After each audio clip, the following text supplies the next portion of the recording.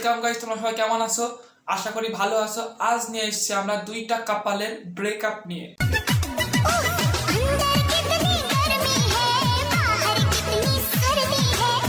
আপনারা এই দুইটা কাপালকে তো দেখলেন, এই দুইটা কাপালকে দেখে কি বলে মনে হয় জানি না। আপনি যদি মনে করেন একটা ছেলে একটা মেয়ে, তাহলে আপনি ভুল বলেন কি? কারণ এখানে দুইজনই মেয়ে, মানে দুইজনই হিজড়া। আমি বিশ্বাস করি না। চলুন আজ শুরু করা যাক এই দুইটা কাপালকে নাড়া দিয়ে। চলুন নাড়া দিয়া যাক।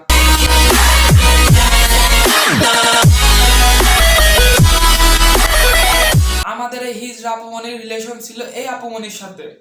অন্ধের মতন বিশ্বাস করে ফেলেছিলাম। এই আপুমনির গরমকে সামলাতে না পেরে আমাদের এই হিজড়া আপুমনি জড়াজড়ি করার জন্য নতুন আরেকজনকে ধরে নিয়ে এসেছে। ভাই এই হিজড়াদের কপালেও ভাই সুন্দর সুন্দর মেয়ে জুটে যায়, কিন্তু ভাই আমাদের কপালে কিছুই জোটে না।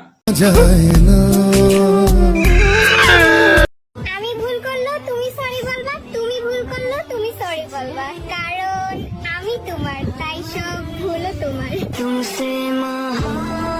আর তোদের দুইজনকে বলছি, তরু যা আছে এরও তাই আছে। তাহলে ইস, মিথ্যে কথা। এ ভুল করলেও তোর ভুল, ও ভুল করলেও তোর ভুল।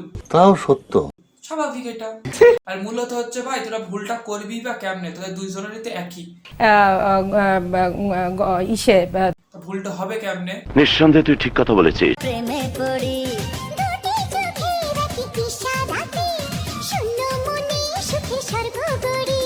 আর ভাই তুই দেখতে পারবি, শুইতে পারবি, প্রেমে পড়তে পারবি, কিন্তু ভাই তুই ওই জিনিসটাকে ভোগ করতে পারবি না। কারণ ভাই তোর কাছে ওইটাই নেই।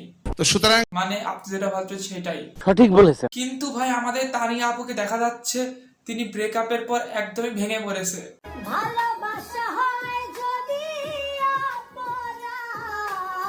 ভাই তোর ভেঙে পড়ারই বা কি আছে ভাই? তোর তলার জিনিসটাই তো নেই, তো ভেঙে পড়বি কি করতে ভাই? হ্যাঁ ভাই ঠিক আছে, 100% ঠিক আছে। আর ভালোবাসা তো কোনো অপরাধ না, কিন্তু তুই যাকে ভালোবেসেছিস তাকে তো ডান্ডা দিয়ে ঠান্ডা করতে হবে,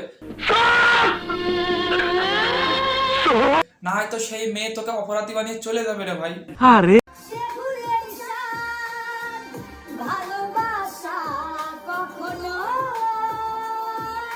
ভাই আমি এর কথা কোনো আগা মাথা মুন্ডু কিছুই বুঝলাম না। কে কাকে কষ্ট দেবে, কিভাবে কষ্ট দেবে? বলেন কি? কারণ ভাই এরু যা আছে ওরু তাই আছে, তাহলে কে কাকে কিভাবে কষ্ট দেবে? আমি বিশ্বাস করি না।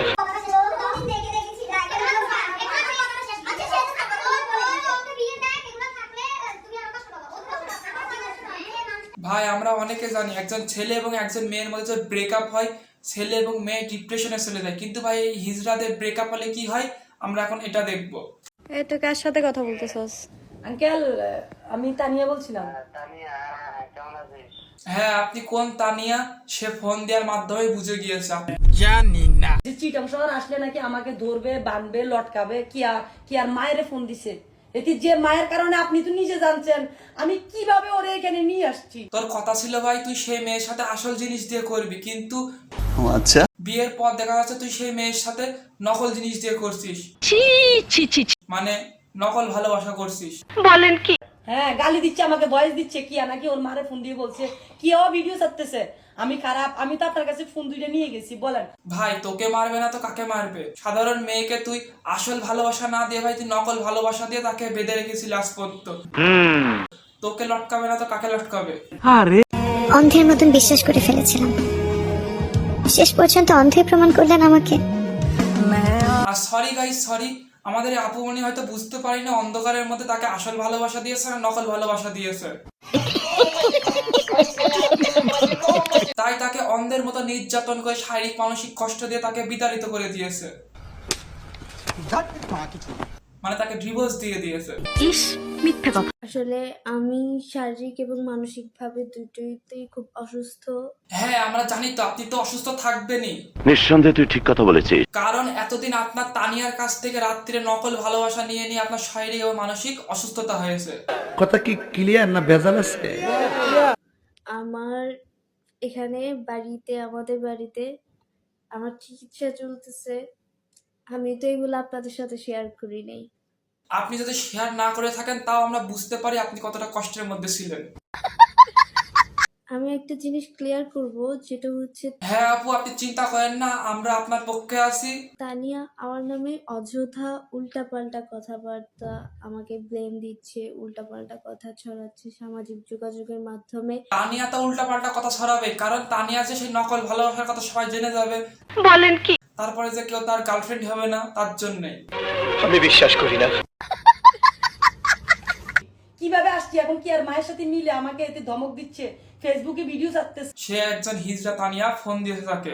খেয়াল ভিডিও দেখবেন পাশ থেকে আরেকজন বান্ধবী সেলিব্রিটি হবি।